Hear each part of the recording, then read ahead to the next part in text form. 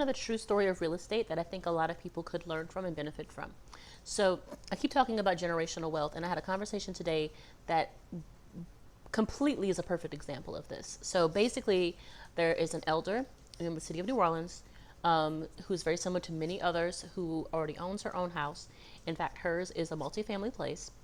She lives in one part of it, and another family member lives in the other unit.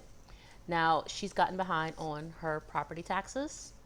She doesn't owe anything on the property any longer, but because she's on a limited Social Security income, she wasn't able to make her property tax payments, and she didn't tell her children until she's getting close to being on the tax sale list. So I get the phone call from the daughter-in-law, and she says, "What options do we have?" There are options available. So one of the sons is able to buy the property. Of course, upon buying the property, the proceeds from the sale, a portion will go toward the property taxes because there is a tax lien, but her tax debt will be wiped clear.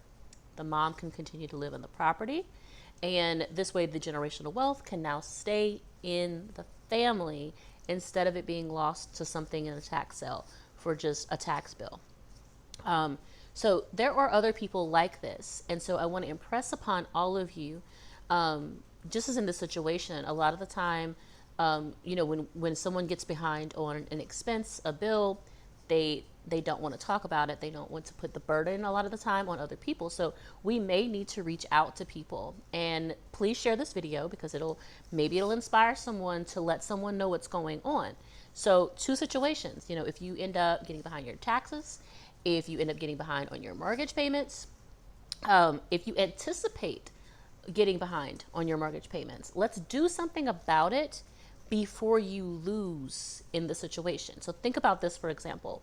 If you've been paying on your house for at least a few years, chances are the property is worth more than what you owe the bank. In that case, instead of you risking foreclosure, if you know that you're losing income, maybe you're getting behind in payments, maybe be willing to sell it before you get into the foreclosure proceedings. Because once you get into that, then there's a whole bunch of hurdles that we have to work through as real estate agents to get the process to work for you. So we want to do it beforehand. So let's say, for example, that you bought a house for like $170,000, and let's say right now your payoff is like $165,000. Okay. And we do a appraisal, or we check the comps on the property, and we discover the property value is now like $190,000 or something like that. Right. So what we can do is we can go ahead and list it for that amount. The money will go to pay off the remaining balance, and you get to keep that money, that profit. You paid off your mortgage. You got money in your pocket now. You didn't get into foreclosure, so that's not hitting your credit. So you can walk away with that additional income. So let's say you walk away from it with like $15,000 or something like that, right? It's better than losing the house. A lot of you actually will probably end up getting more than that, more than $15,000 in profit. It just depends on what the property value has done in your area.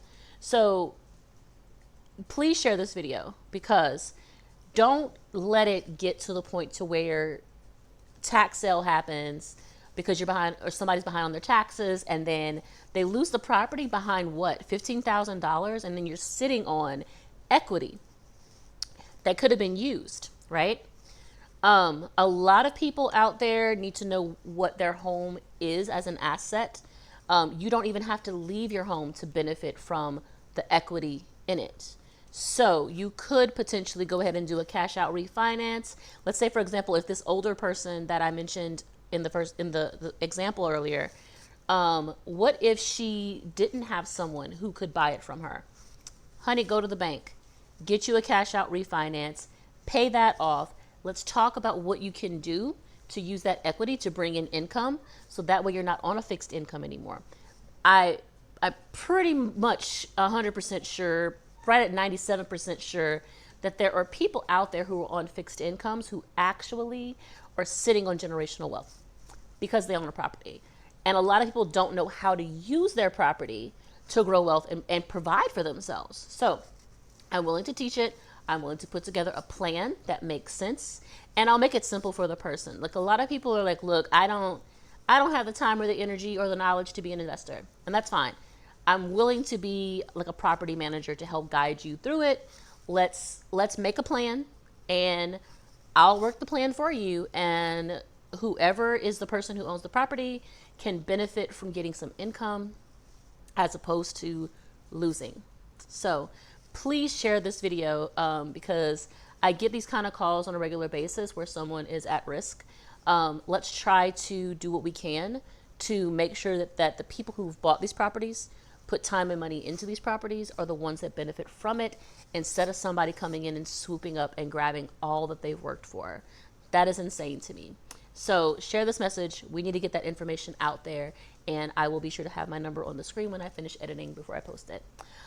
So I guess that's it for today, guys. That was true stories of real estate, and I have some more because today was a very busy day for phone calls.